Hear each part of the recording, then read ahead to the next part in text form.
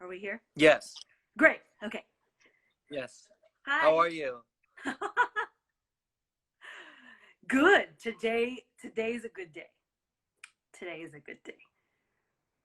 And I'm happy to be connecting with you and other people listening in. This kind of connection is going to make today even better. So, thank you for this moment to connect. Yeah. Yeah, I agree. Are you in San Diego? I am. I'm here in my home in San Diego. Yep. And have been really embracing the city and my home in new ways. So well, it's interesting because of all the gigs, just always on the go. Uh, it was, San Diego has been this amazing home base, but I haven't really like lived. I actually haven't been I haven't traveled and for like, I think my minimum would be like a month, and then I would maybe do a quick trip, weekend trip, or even going to LA. But this is the longest I've ever been without traveling anywhere. Wow. So it's new. And so, are you teaching online right now? Yes. So I'm teaching directing at San Diego State, and our classrooms are all virtual. So so I'm teaching. It was a quick shift to teaching virtually suddenly, even with students had directed scenes and then half them presented and half them didn't. So that shift was pretty stressful and intense, but the students have been really great at adapting and being patient with the whole thing. And although we can't do staging, we have been able to work on director actor communication. We just did a great week of pitching, and we were working on Zoom interviewing skills. Wow. Right? These are Because good things. we do interviews Yeah. and on Zoom even before all this, and it's its own beast. So we just made that whole week about interviewing skills, pitching, but also what does it mean to be interviewing to a screen. What can you give us some highlights? Because I'm super curious. Yeah. So if we're doing a lot of gesturing down here, it doesn't really mean anything. So if we do gesture, you can do it closer to your face if that feels more natural. So your kind of resting place is higher up.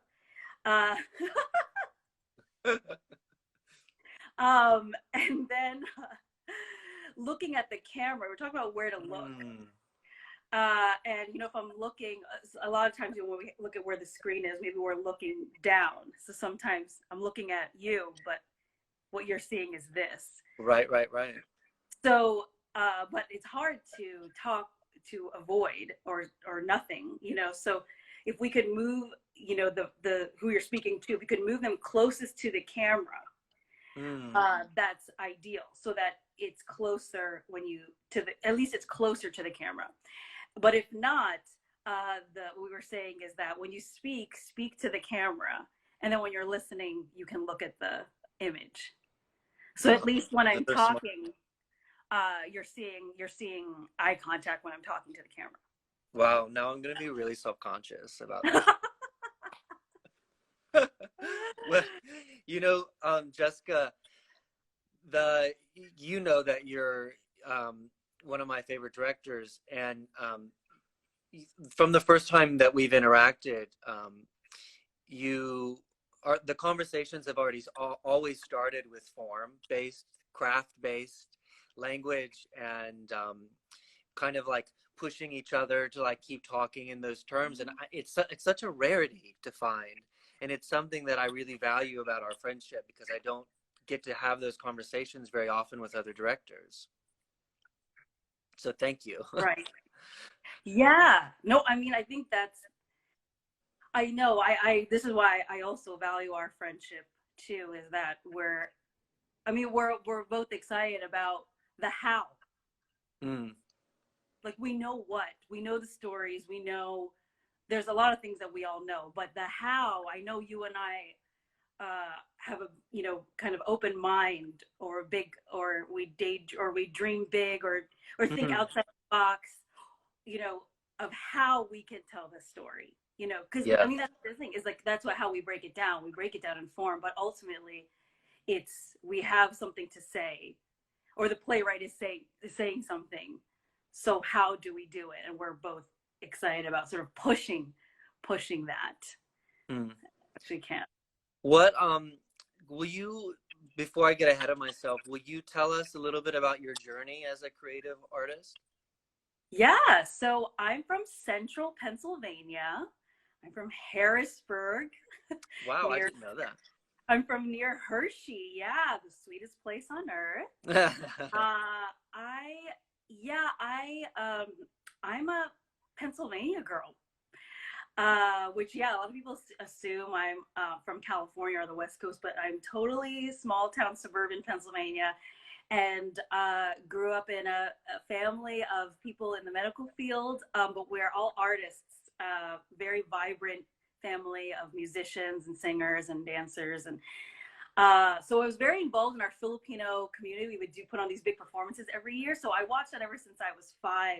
And that really got me thinking about performance. And so bringing people together and seeing shows with our community was just part of, it's in my blood.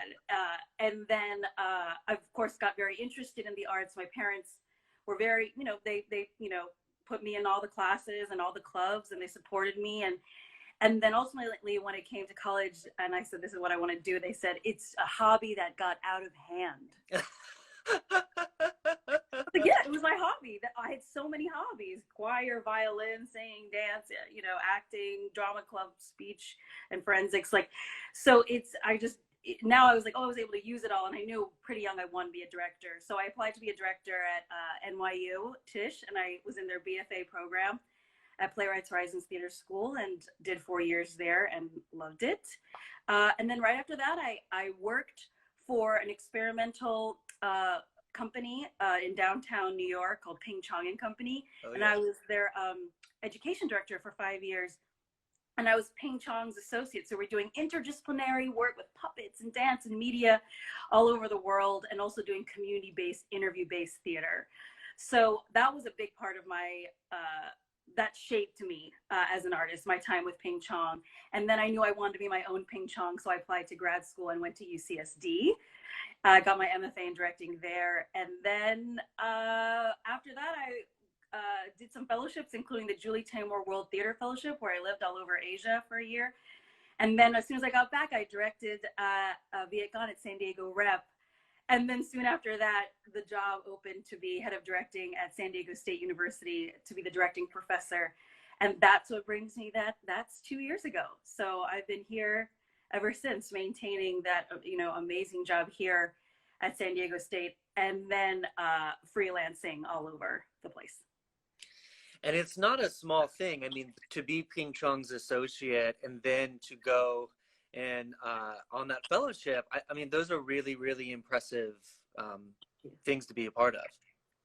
Yeah, thank you. It was it was the first year that Julie Taymor had done it, and as you all know, she did, you know, The Lion King, and so she, you know, has, well, it's interesting because she got this fellowship called the Watson that funded her time in Bali, and she was saying Oh wow. that, basically she was saying that her time in Bali influenced everything and the whole aesthetic and the whole world for The Lion King, which was decades later.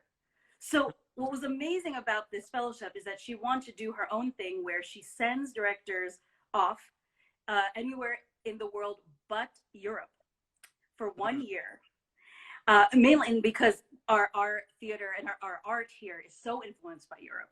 Yeah. So she sends us off. We have a very detailed proposal of what we'll do. We make connections. We just live and take in things and experience the world, and then we come back, and we had a great conversation with her at Lincoln Center to process it all.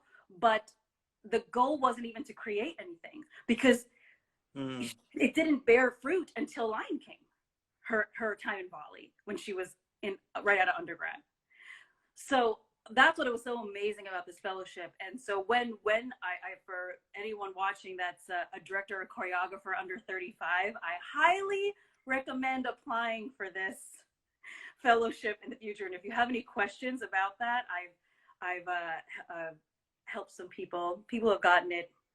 I've talked to them, so I can give you Wow. some advice about that You know, fellowship. that's such a rarity to be able to have a fellowship that's just about gathering and processing, Yeah. you know, and not a product based or result oriented fellowship. No, there's nothing like it. And it's funny is that I did create work. I did end up developing a show in Thailand with my small company, People of Interest, on the sex industry in Thailand. So, and I collaborated with a theater company, and then I created a piece in the Philippines around the war on drugs, an interview-based dance theater piece. So, I was creating work, but actually that wasn't the goal. That was just because I can't help myself. Like we shouldn't. It wasn't even the goal. It was just experience. So it's very rare. It's more of a research grant or a research fellowship, I guess. But my whole thing that I know I give my directing students is that we have to be filling the well. That's what it is. And so for 1 year, all I was doing was filling the well. I wasn't even saying, oh, how am I going to use this? No chanting in a piece. I didn't know. I just knew I just need to put it in the well. I need to fill myself. So when it's time to create, I have somewhere to pull from. So that is something that I'm encouraging now in this tough time for my students, is that like, how can maybe we don't know how, but in our time as we're searching and looking and feeling empty, how can we just find ways to fill ourselves? Yeah. Mm-hmm. Do you feel, because I think we've talked about this before, but can you talk a little bit about, as a freelance director, you're going gig to gig, and it seems like you're constantly trying to make sure you have the next job lined up. And sometimes it can be a bit overwhelming. Sometimes you don't get a chance to do exactly what you're talking about, which is to reflect, to fill up the well, because sometimes it feels like you're on a conveyor belt and you're like, hold on 1 second. Yeah. Yeah. Oh, I absolutely feel that, especially with that and having a full-time job, as we know. Yeah. It's like we're not even just freelancers. We also have another fantastic job that we love, that we're giving fully to. So what I have to do is I give myself chunks of time in my schedule that's like empty time to dream. So I'll say like the Great Leap Dream, and it's like 4 hours Saturday morning. And I have to just dream about it. I can read, I can go for a walk, I can go for a long drive, I can watch some things, but I just have to dedicate time to I am nothing but a director for this one project. So that's something that has helped me as I've been figuring out how to manage it, because it is tough. It is tough because even when we have our base job, then we're prepping for the show, and then we have to be, when that show's done, we have to make sure there are gigs after that. So we have to be pitching or creating connections or getting coffee or starting conversations for shows that happen after that. So there's so many balls that we have to be like juggling. We have to keep all these things in the air at the same time. But yeah, I found that I've had to just section off times in the nights or on the weekends where I'm like, all I am is a director for this show. Like I'm nothing else. That's it. And that's helped me. Get through, figure out the balance. Yeah. And sometimes those wild best ideas come when you're in that associative thought daydream world. Yeah. And you go, I don't know how this is going to work, but I feel like I want a real scoreboard for the Great Leap, and I want an actual basketball court, Yeah. Where do you get your best? Where do you dream? Where do you get your best ideas? I'm curious. Like, where's your best thinking space for ideas? I think it's similar where you can't you you have to let yourself go. You have to Uh-huh. kind of like set aside time to take yourself on an artist date Yeah, yeah, yeah. and daydream.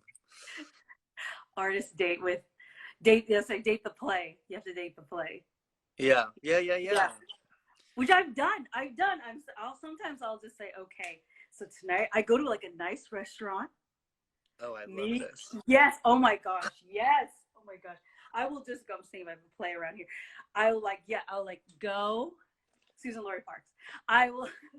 I will go and I'll like, get a table for one at like a nice restaurant by the beach, and I'll sit by myself and I'll read the play. And like you're getting to know the play. Mhm. I And love yeah, that. I have a night. You gotta date the play. It's great. I love that. Now, so you were talking about how like you were filling the well and you saw some no theater chanting. Have you been able to put no theater chanting in one of your plays? Yeah, yeah. So the first way I used it was it really influenced the ghost scene in Viet Gone. And Oh. no one knew that. Like no one, I never said it's like no, but there was something about the sustained movement and the stillness and trusting the Mm. stillness of the ghost. So instead of it being like rah, like the sort of horror, this sort of more like bodies emerging slowly, and that was scarier to me, and because no is all about ghosts, and floating and living in this in between world. That's why like no is known to be like very slow Mhm. movement, but it's because they're not everyone exists not in the living or the dead, they live in between. That's why they float. So Mhm. so like that influenced the movement or how I staged that scene, although no one really knew. But for me, it became a part of my aesthetic. And then I did a piece with my theater company, and I did it in New York, and it's called Knowing, Nohing, and it was about it was a dance theater piece that was about uh, sexual assault in public spaces. Because when I was in Japan, I was on this train, and if anyone has traveled in the trains, it's amazing, the train system in Japan. But they're gendered during certain hours, Mm. and part of the reason is to prevent assault from happening, and just create a safer space for women. So it's interesting, and Mm. so at first I thought, well, is that really necessary, especially with gendering and all. I was like, okay, well, that's, so you just follow the rules, of course. Until one day I was in an all women's train car, and there was a man who came in, and he started, and he was definitely a little bit mentally off, and he started whispering things to this one woman, and he started like touching himself, and she was very much in danger, and we all were in danger, felt nervous for her. And then in that moment, I felt like I saw no in real life. We all didn't look at each other, but we were all moving in this like incredible slow motion, just speaking to each other of like, are you okay? Are you okay? Are you okay? And so we did that for a couple of minutes Mm. until the next stop. And then when the doors opened, we all booked it. And I was like, this is no in real life. This is no. Wow. It was an out of body experience, and we were all moving in this sustained, grounded, floating pattern. That I was on my way to Kyoto from Osaka, and so I was like, and so it really planted the seed. I said, I have to create a piece that uses no movement, and that's around sexual assault. And so in New York, I did a series of interviews in San Diego and New York, and I worked with 3 dancers in New York, and we created a piece that was exploring that out of body experience and how we fight. How do female identifying bodies fight with without doing anything? So what's interesting Mm. is that when I tell the story, people say, "You didn't do anything. You didn't stop him. You didn't." And I said, "Oh, we were doing a lot. We were talking to each other. We were fighting. We were, but it was with our bodies, and it was with the stillness." So I think that it really helped me uh, explore, and this curiosity I have about how we fight. Mm. how we protect ourselves. So that was yeah, that was an exciting project. So I hope to do it again. Oh, and also I chanted through the whole thing. I did Wow. chanting, and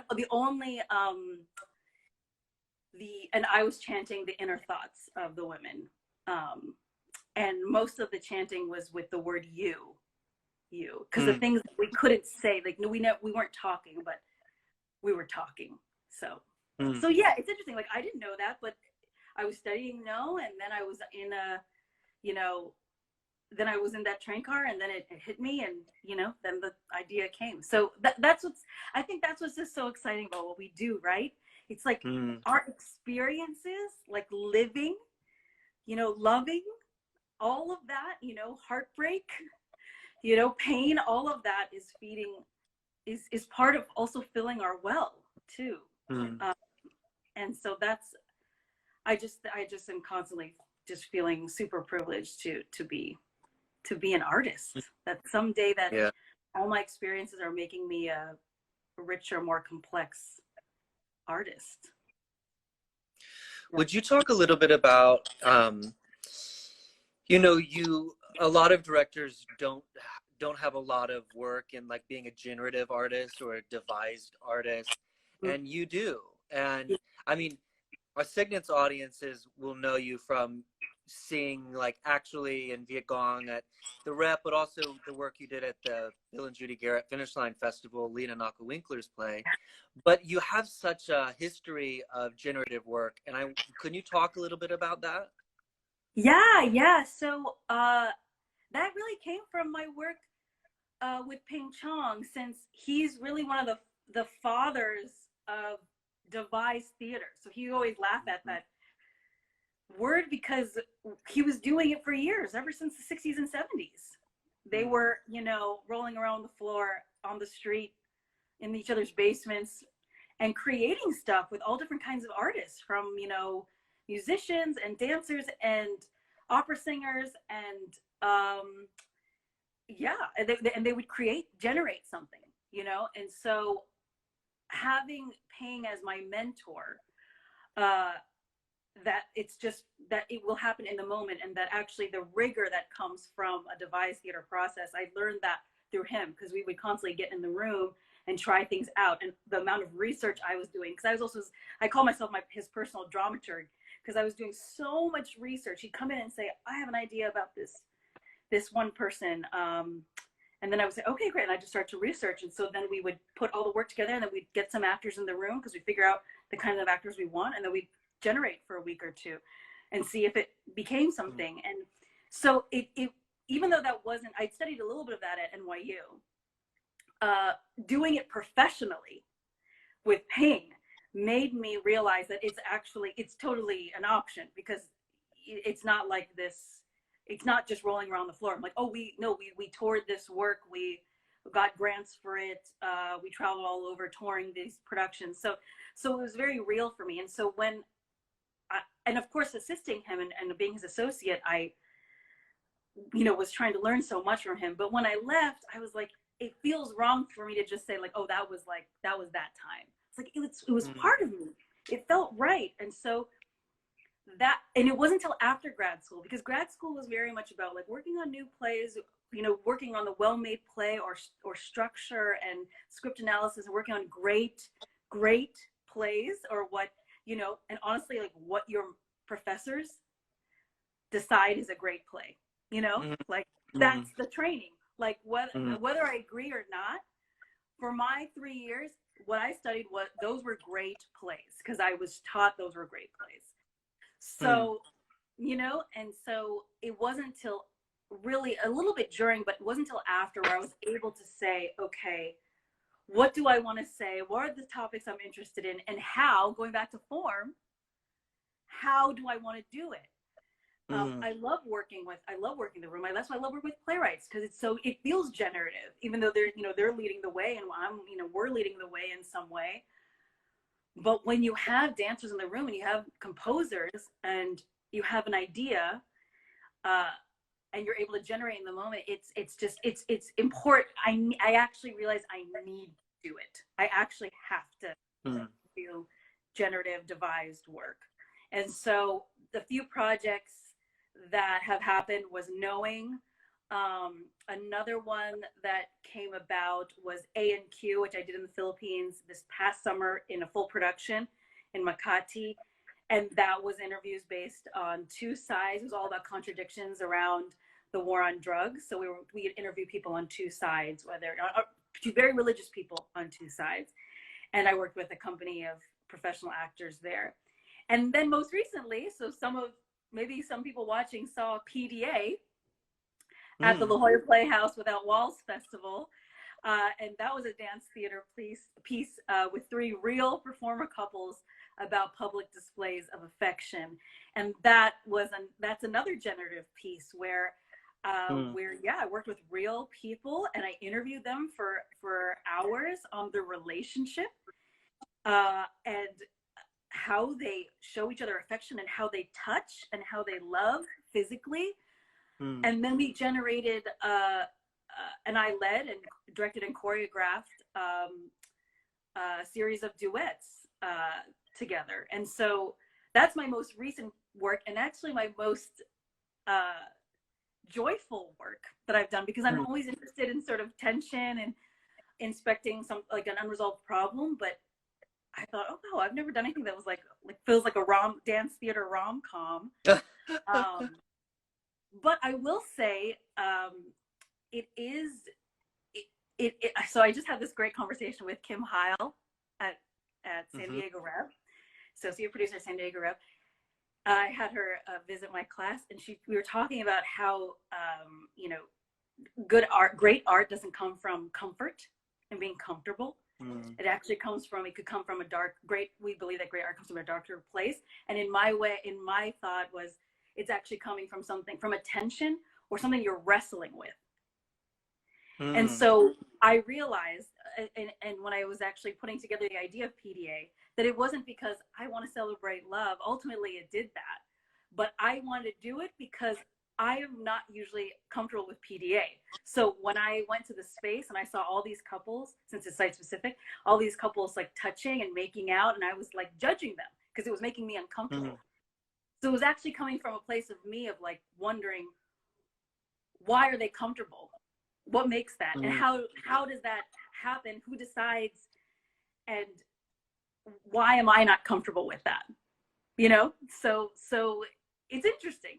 So it's always, what I like about the devised work is that it comes from a place of, like I had that experience in Japan, and it made me so, I just couldn't stop thinking about it, because I was like, we were fighting, but we didn't do anything, but I felt like we were doing something. And I was wrestling with that, So that's what I love about this work, is that, and that's, I'm thinking about what's next for sure. Like even in this time, like what about living here? What about San Diego? Or is there something that I want to inspect? So it's possible. I mean, it's tough. It is definitely tough for it to be the main thing. But I feel like thankfully I'm in a place where I can do at least one of those projects a year. Yeah, that's incredible. I love the way you talk about working too. There is something you were talking about, like being uncomfortable, and I feel like so often when I find my body reacting before my mind, this kind of like tension or resisting, which as an actor, resisting is a great tool. The resisting force is what propels action. And so when I feel that, I always am like, lean in, Robbie, lean into it. You talk about the artist state, and so often in those associative thought times, you go, I'm afraid of this. You go, okay, that's the right direction. That's a good barometer. Yes. That's so great that what you just did, because that's what I believe, that directing is a biological act. That's what I was taught by my great mentor in grad school, Gabor Tompa. He always told us directing is a biological act. Actually, there is something that happens in our body, and we actually have to notice that. And I think, I mean, that's what's so interesting, is that like as an actor, you think that this kind of work is only for the actor. to work on their body, to do warm-ups, to understand like you know, psychologically and emotionally and physically being ready for anything. Oh my gosh, the director needs to do the same. The same, like how we receive work and how we experience it and how we have to listen to our impulses. It's all the same, or it's also, it's a big part of our process as well. So I love what you, that's exactly it. Like you have to, and for you to say as a director, say, oh, that's happening to me, and I have to do something with that, or I have to face that physical reaction. Like that is the work of a director. It's not all, you know, intellectual. You know, I feel like some people think it's an intellectual work. Like I remember when I was young, I thought, oh, I can't be a director. I'm not smart enough. That's the one reason I said I can't direct. I'm not smart. I'm not smart. You know, and I remember I was at a summer camp or a summer directing workshop at Yale when I was 17. And they asked me like, why? And I was like, no, I'm not smart enough to be a director. They're like, no, I think you are. I think you can be a director. And I go, okay. I just needed someone to tell me, because I realized that it's actually not, because, you know, I'm a deeply feeling human being, you know, and that I'm a good communicator. I was like, oh, that, and I want to tell stories, and I like creating experience. Like that is just as important as being smart, right? In this profession. So yeah, it's a whole thing, including connection with my own body. You know, I hear, you know, stage managers, designers, when they talk about you, there's a similar stories that come out where they say, oh, well, she's a very active director. She'll make you join into her warm-up she does every day. And they all love it. And I think because you kind of like go, no, this is the new normal. We're not going to sit around a table and I'm not going to like just point and tell you what to do. The normal here in the way that I work that's accepted by everyone is you join in to my physical warm-up, body warm-ups, vocal warm-ups.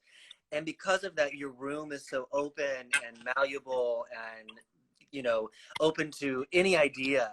And I hear that from stage managers and designers who say, because of it, the journey that we went on was one of my favorites I've worked on, because I felt included. And I think that's really important. And the fact that you're able to bring that out of everyone in the room, I think is valuable. That's so great to hear. Yeah. I mean, it's, I think but the key, I think, is that I feel that I'm so clear on the journey and where we're headed and my vision, that I feel comfortable letting people in on that and making it collective. I think there's a tendency of like, I think when I was younger and I liked collaborating, I was like, oh, any idea works. Now I'm in a place of like, this is where we're headed. This is the experience we're going to create. Best idea wins. I love that. That's my rule. Best idea wins. And ultimately, you know, of course I make the, you know, decisions ultimately, but I don't think I have the best ideas. And I'm very clear about that from the beginning. Like, I have an idea. I have a very thought through, clear idea, but I don't think it's the best one. So I'm that's why I'm open. I'm open. And we don't know till we see it. So yeah,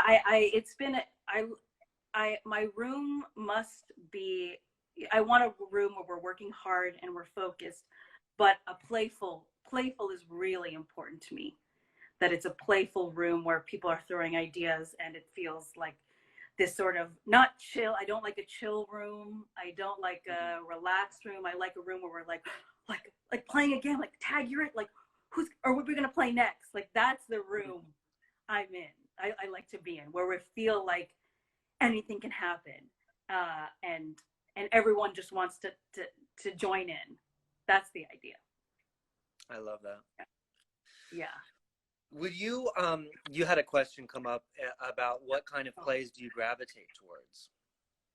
Yeah, I in general, I'm drawn I am definitely drawn to narratives that are about contradiction or like tension between generations or communities or culture.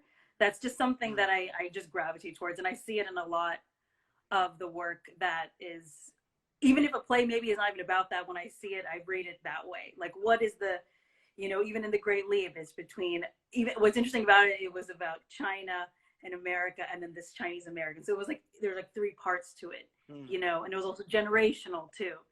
Um, and actually it's very clear, I mean, very much about, you know, just between their gender and race and economic status. Like, there's so many things that are like, that are so, uh, they're just contradicting and opposite, and there's a tension between that factors into the Mm. conflict. So that's what I'm drawn to.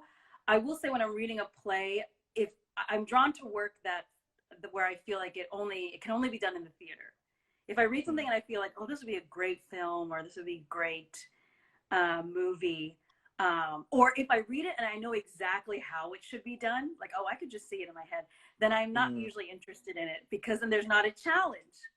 Yeah. Like, I'm interested in a challenge. I'm interested in that fear of like, this feels impossible. How could this be done? Mm. You know, even the last scene of The Great Leap, you're like, I don't even know how this is gonna. And then you're like, oh, okay, there's that. That means there's something there.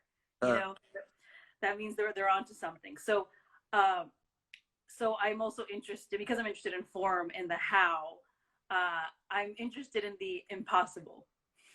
mm. Yeah, I always tell playwrights that don't try and solve it. Then you don't let us be creative. Make it Yeah, impossible. What do yeah. you what do you uh so I love that about you gravitating towards that. What do you feel like, have you worked on something that you're really proud of recently that you can talk about, and why you feel like you're proud of it? Yeah, I would say that, um, yeah, I would say, I mean, the most recent thing I just directed was this new musical, Interstate, at Mixed Blood in Minneapolis. And it's about a queer and trans Asian American duo who go on a road trip to reach out their fans and do concerts all across the US. And it's their relationship to their fans. And so we follow them, and also a fan in a trans man in a small town, Kentucky. And I've been developing that piece for a year, this new musical, and they've been working on it for Kit and Melissa, who wrote it. They've been working on it for over 8 years. And I'm just really proud of it, because it has a huge following, because it's not only does it, of course, give voice to, you know, certain communities for sure, but it's joyful, and Mhm. it celebrates queer community, it celebrates, you know, the trans community and Asian American artists, and it's funny and it's sexy and it's heartbreaking, and ultimately you leave singing the songs in your head. uh, Mm. so I'm just really proud. I'm really proud of that work.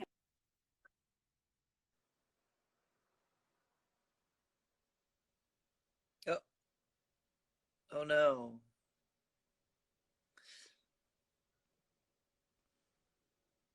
Well, let's wait and see.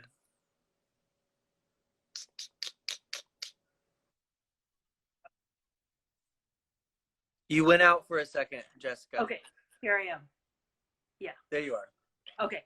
Um, but yeah, it's we hope to do it again, and you know, we have already talks of a lot of conversations. So that, I mean, again, like that, I there's no musical like it. And I, you know, reading it, I was like, oh wow, like the music's so great. I was like, wow. But to talk, one of the main issues that it talks about.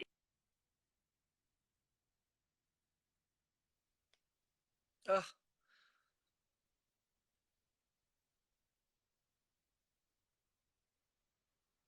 I'm so interested. I lost you again. Yes, Allison, do it here. I agree.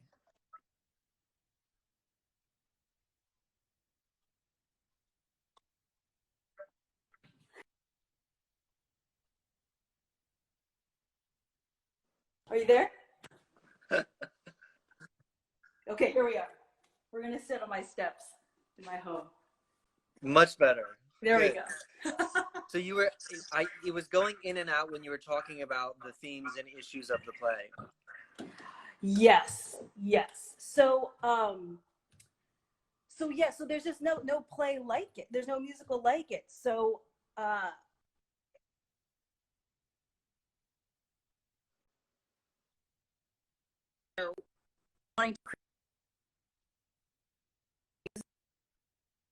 wanting to make sure that people leave it just also just wanting to do it justice because it's also a world premiere. So just the challenge of it being a world premiere, it's had so many readings, as you know, like being in the readings world that can last forever, you know. So the big challenge too was that we had to do it in less than 3 weeks. So that was that was hard. Wow. But we got through it, and it was a great experience, and I hope it happens again soon. So yeah, what do you feel like? You said like you want a play that's uniquely a play. How do you distinguish that? What makes it a play or a theatrical event? Oh. Damn it. You froze again.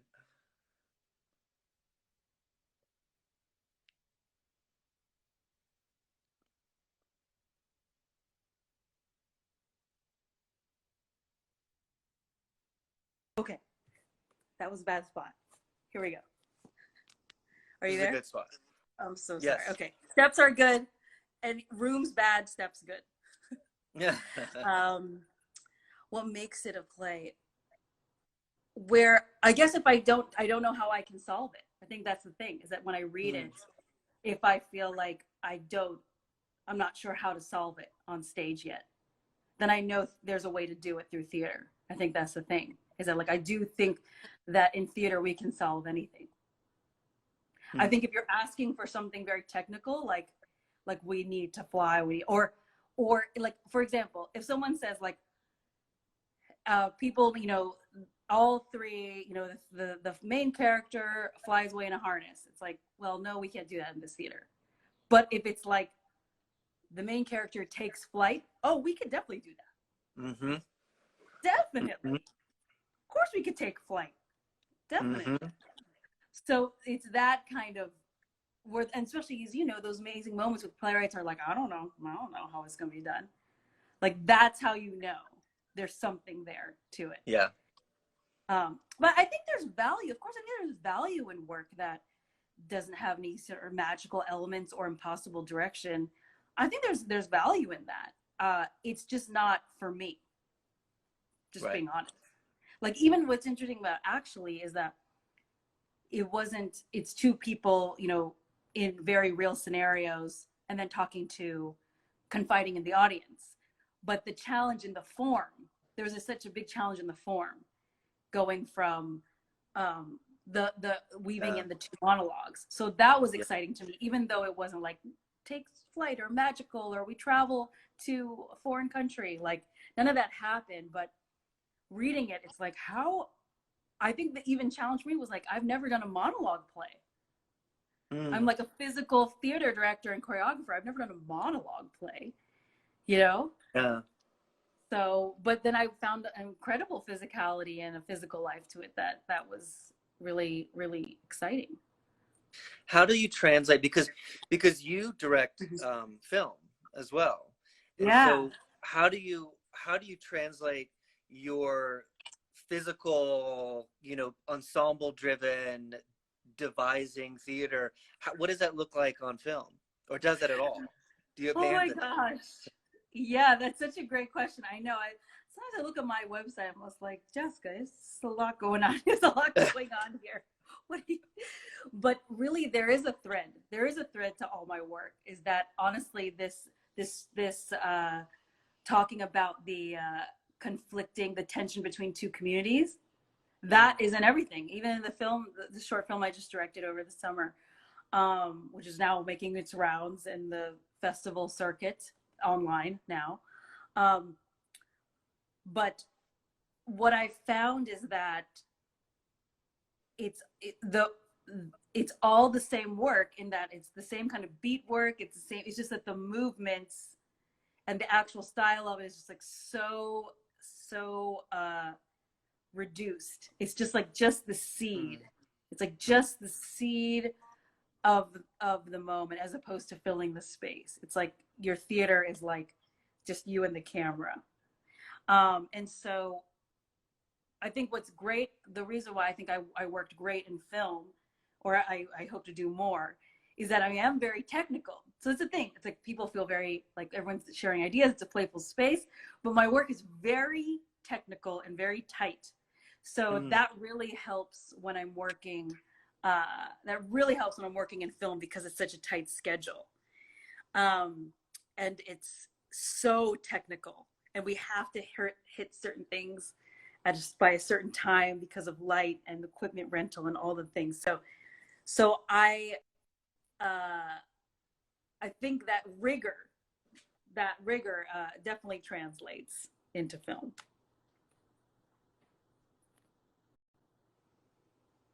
You know. You there? There we go. Yeah.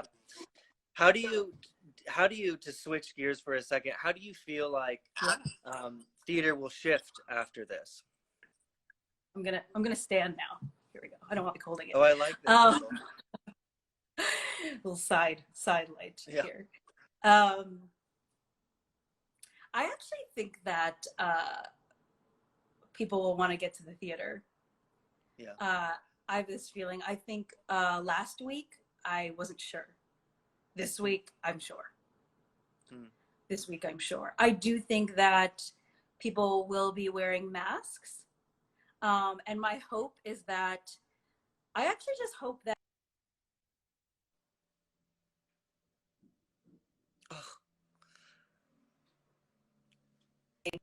I also really hope that I do think masks are really important, and I hope it becomes a little more normalized in this transition, because I think what's happening right now is that it can be real stressful, like not seeing people's expressions and things. And but I will say, in my time in Asia, I mean, a lot of people wear masks regularly.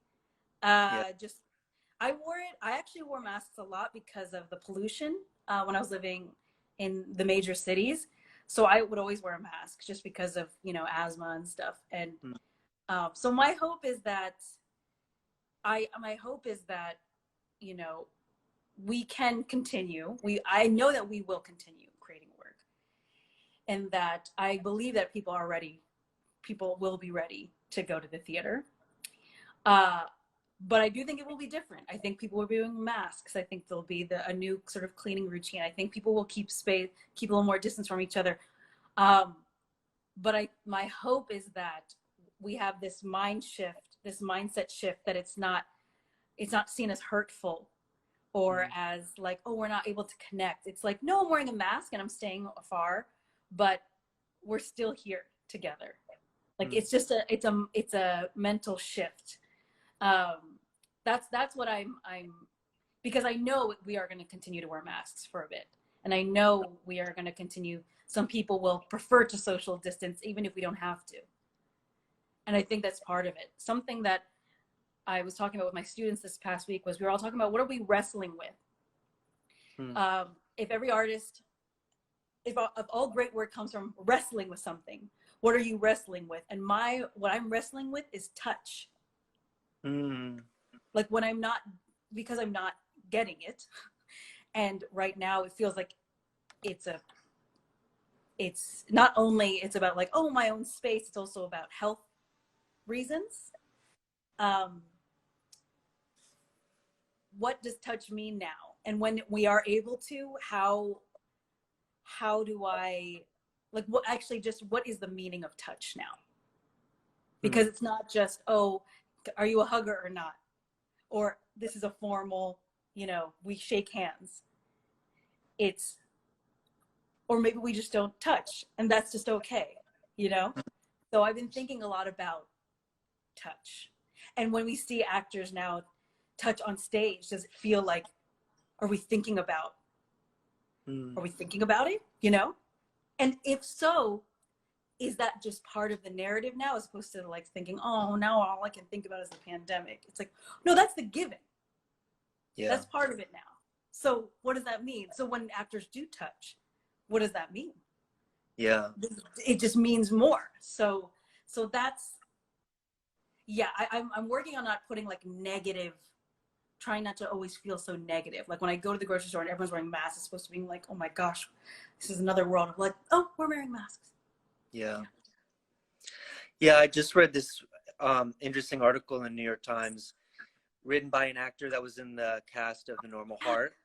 And he was Yeah. talking about how all the misinformation that was happening, his doctor said the actor that he replaced died of AIDS. And there's a kissing romantic scene that he has. And his doctor said, you shouldn't do this, because at the time they thought that he could transmit it by kissing. Wow. And so he said every night he'd go out there and he would do it. He would kiss because he said, I'm going to tell this story. But some people in the audience thought maybe he could transmit the disease was going between actors. And he knew that, but then it was worth it because the catharsis that it provided with the audience Wow. the crying became a mise en scene for them. And I've been thinking about that. I mean, obviously the doctors were very wrong, but at the time that they didn't know. Right. Similar Yeah, that's so interesting. Yeah, like what does it mean now? Like when we do, because we will go back. The theater will continue. What does it, not only like what we decide, but just like audiences, like how has our minds shifted with all this? Do you think the stories we will tell will shift, or how we tell stories will shift at all? That's a big question. Yeah. Definitely. Oh, absolutely. I think there's going to be a huge shift. I do think that people will want to laugh. I think there's going to be a big bit of that. I think people want to release something. And I am just excited about just not even just the plays that are being written right now, but just how our minds, all artists' minds are shifting. Whether even it's about the pandemic or not, just having this time to stop, how it's shifting the way we're going to approach our art moving forward. Again, it's gonna be different. And it's not like, I don't think it's like, I think there's gonna be a wave of plays where you're gonna see some masks on stage and something that's gonna be around cleanliness or about about sickness in some way. I think there's that. But again, I think we're craving connection. We're craving it. Yeah. We're craving it. Whether touch, we know, like you said. even just like I value my alone time, but I'm like, I think I'm good. Yeah. Yeah. Yeah, I think I got it. I think I'm good with that. Yeah. What do you did you find an item for show and tell? Of course. Can we see something? Yes. We're gonna have to go back upstairs. I should have brought it down with me. This was not part of the plan to be walking around like this, but okay. So I have this really lovely, I'll talk about him as we go, this really lovely water puppet. So when I was on my trip, I had an extra weekend, and I decided to go to Vietnam. And actually, Justin Humphreys, our dear friend, scenic designer, project designer, he met me there. He was doing some traveling for another project in Asia. And we decided to go work on Viet Gone in Vietnam. Wow. Which was like, what, how, that never, that, what's that, what? That's amazing. And so we went to, I was figuring out what to see, what's unique to Vietnam. And there was this, was one of the unique puppetry forms in Vietnam is water puppetry. And yeah, so they did this water puppet show in Ho Chi Minh City. And this is, they were selling this in the gift shop. And I have a bunch of these. There's like a set of 4. But then you pull this. This guy, so cute. I So love that. and then actually the way they do it, they're giant, and then the puppeteers are under the water, and they're like, they're pulling strings like under the water. So you see the puppets, wow, they're like swimming on top while the puppeteers are submerged underwater. So this is a little mini version with wow. little. Do you name it? No, I should. Maybe we'll work on that. But yeah, these are during quarantine. I'm like, hey, yay!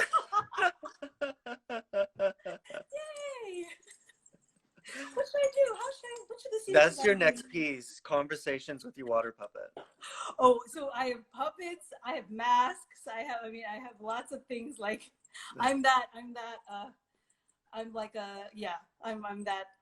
Like Julie Taymor in my own way. I feel like her house is also filled with puppets, like little relics from all over the world. So this is my little guy.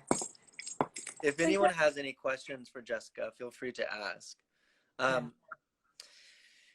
Do you, you know, listening to you talk, your work is so, has always been inspiring to me, but this idea of like wrestling, the idea of like really going at the tension in yourself as an artist, but also in the work you're making, asking yourself, what are you wrestling with? And that art springs from that. I love that idea. Yes. I just, cause we're wrestling with a lot right now.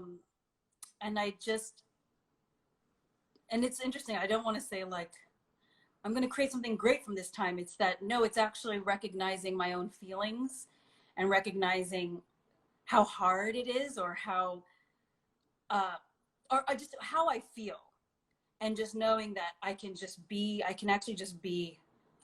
feel and be who I am, as beautifully complicated and as perfectly imperfect. And if I start from there, then I know it's going to be great. There's something's brewing in there, because we're not pure technicians. Like, that's part of it, but we're artists. So I'm just taking this time to say, okay, what am I wrestling with? Let me just write these things down. So when I am ready to create, or as I think about future projects, or I'm thinking about a new generative project, I'm now thinking about touch in an interesting way. I'm thinking about what I need. Like, what do I actually need? Like, when I have all this time to myself, what do I actually need to do? What I know is I need to create something. So what I've been doing is I've been baking a lot. I've been baking so much, and then dropping it off to friends. One question I saw come up here was that someone wanted to know how physical theater has helped shape your work as a filmmaker. Oh my gosh, it has influenced so much of my work, because I believe that there's many languages in storytelling. It's not just, there's the verbal language, the text, that's one language. And then the second most important thing is body language. And that is how I approach all my work in physical theater, is that, yes, I explore form, like doing No, or is it more contemporary dance, but it all stems from physical theater. So it always stems from gestural work or body language. So what's amazing about film is that, you'll have a scene where maybe there's a couple of words in it, but it's just like how, like, just the beats, the physical beats, of what, and it's like that is all choreography and body language. So Yeah. I was actually feeling that I was using my choreographer brain more than ever when I was on set. Oh yeah, I think that was huge. Like it's all interconnected. And I think what's important for me is that I can't think of it as separate things. If I think like, I'm going to be a choreographer now, I'm going to do experimental work now, I'm going to do a play now, I'm a film director now. If I do that, then I won't do well. I won't succeed. But if I'm true to myself, it's like, I know how I feel, I know what story I want to tell, I know how I want to do it, I know how tight I want it, and I know what's clear. Those same standards for myself. It's all part of the same thing. Yeah. Yeah. The composition is just about the different canvas you're covering, Right. And film is a different canvas, and I love that, keeping it the same. Right. Do you have any final thoughts or want to say any we statements in solidarity with theater makers? Yes, I do. I want to say that we are deeply feeling, beautifully complex human beings. That is who we are. And I also want to say that we will create together again. Thank you, Jesca. It's always wonderful to chat with you. Thank you for this time. This is so rich and so important for me personally, to connect with you and everyone else watching. Thank you so much for having me. I appreciate it. Let's chat again soon. Yes, we will, please. I'd love that. Bye.